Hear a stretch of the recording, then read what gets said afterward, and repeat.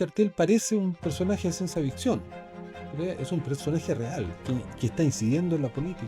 Peter Thiel dice que uno de los grandes problemas que vive la sociedad mundial es haberle conferido derechos a las mujeres para votar ya a las mayorías que no se los merecen. Silicon Valley, que en elecciones pasadas había estado más bien cerca a los demócratas, que en estos últimos años se acerca a la extrema derecha norteamericana, a Trump. Y el puente de eso, el intelectual que hace eso, es Peter Thiel. Por eso es que Trump, cuando asume, lo primero que le dice a Europa: no acepto ninguna regulación a Google, ni a Facebook, ni a ninguna de estas plataformas. El gran debate que viene en la humanidad, que deberíamos instalar ya, es el debate entre aquellos que somos humanistas, queremos conservar al humano y la humanidad, y aquellos que quieran terminar con el humano, la humanidad, con la democracia, terminar con la sociedad, terminar con las reglas. De no entender este debate, vamos a terminar sin humanidad, sin humano, y vamos a terminar todos transformados en poshumanos y viviendo en una poshumanidad.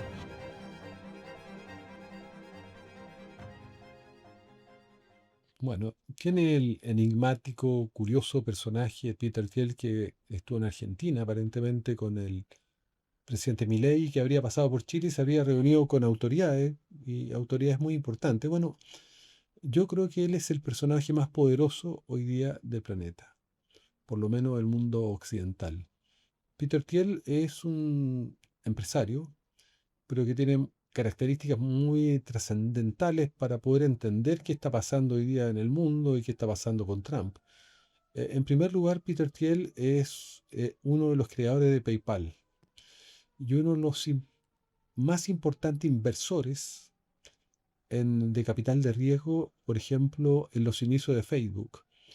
Es un personaje que ha hecho una gigantesca fortuna y hoy día es el dueño, socio de tal vez la empresa tecnológica más poderosa del planeta, que se llama Palantir, con Alex Karps.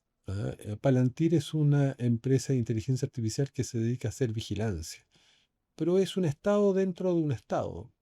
Trabaja para el Pentágono, se creó con fondos iniciales de la CIA y es, por ejemplo, quien le entrega a los sistemas de seguridad americanos, por ejemplo, la información sobre migrantes, y trabaja en operaciones encubiertas de inteligencia artificial, por ejemplo, la guerra a Irán, o en situaciones como la intervención de Estados Unidos en Venezuela. O sea, es parte del sistema del complejo geopolítico militar americano.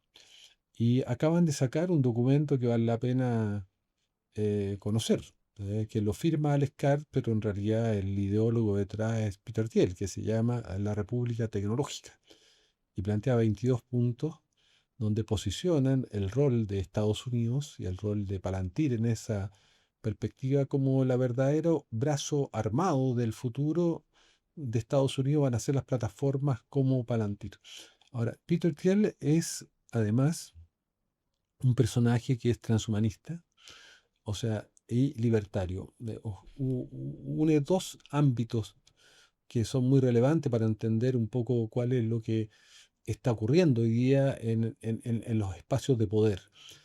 Transhumanistas son personas que llegan a la conclusión de que Homo sapiens, el hombre, el humano, cumplió un ciclo, y así como en el proceso evolutivo nosotros tenemos ancestros como Homo erectus que se extinguieron y dieron origen a Homo sapiens, ellos tienen la convicción de que Homo sapiens, el humano, es un ser imperfecto y que este ser imperfecto tiene que ser mejorado y tiene que trascender y tiene que evolucionar hacia un poshumano. Un poshumano que sea más inteligente, un poshumano que sea inmortal. Y ahí hay toda una dimensión teórica respecto a matar la muerte. Esa es la gran obsesión del transhumanismo, que tiene una justificación, y si uno la mira tiene un punto lógico, que para ellos la continuidad evolutiva ya no es en la Tierra, la continuidad evolutiva es en el universo. Y bueno, para viajar por el universo el cuerpo no sirve, entonces hay que abandonar el cuerpo. Todo esto podría parecer ciencia ficción o una teoría conspirativa, pero es el mundo que estamos viviendo. Basta que cualquier persona entre a cualquier plataforma, Google, y pregunte quién es Peter Thiel, qué es lo que es el transhumanismo, y se van a dar cuenta que es una ideología profunda tremendamente arraigada en Silicon Valley, y yo diría que todos los grandes dueños de Silicon Valley, Zuckerberg, de Facebook, de todas las grandes plataformas de Microsoft, todos están en cierta manera compenetrados de esa visión y están todos trabajando para la inmortalidad.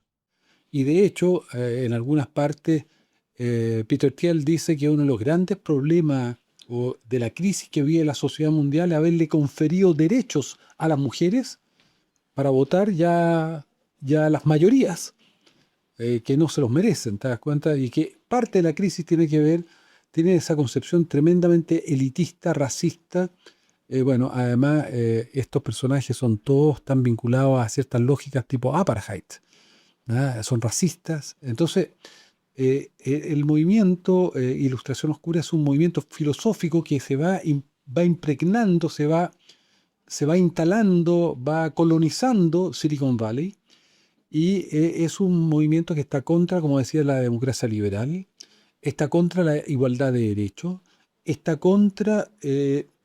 está contra los derechos humanos.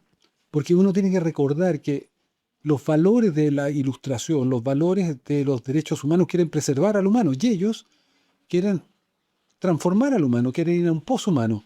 Entonces ellos ven como enemigo, o la ilustración ve como enemigo, todo lo que sea sociedad, todo lo que sea democracia liberal, todo lo que sea el sufragio universal, pero también ven como enemigo los derechos fundamentales, porque son lo que le impiden a ellos modificar al humano y transformar al humano y abandonar el humano hacia un poshumano. Entonces, esto tiene filósofos muy profundos, y tal vez lo más importante, si uno quisiera mirarlos, yo creo que es muy interesante uno que es un filósofo de verdad, que se llama Nick Land. Nick Land es tal vez, además, el creador del concepto de ilustración oscura. Él escribe un libro que se llama La Ilustración Oscura, y Nick Land es un filósofo inglés que termina viviendo en Hong Kong, y es un gran influencer, y es de aquellos que considera que la democracia también es parte de los cánceres de la humanidad. Y él salía con otro intelectual, pero que no un intelectual que tiene una carrera formal, es un gran influencer, se llama Curtis Yarvin, que adquiere cada vez más importancia.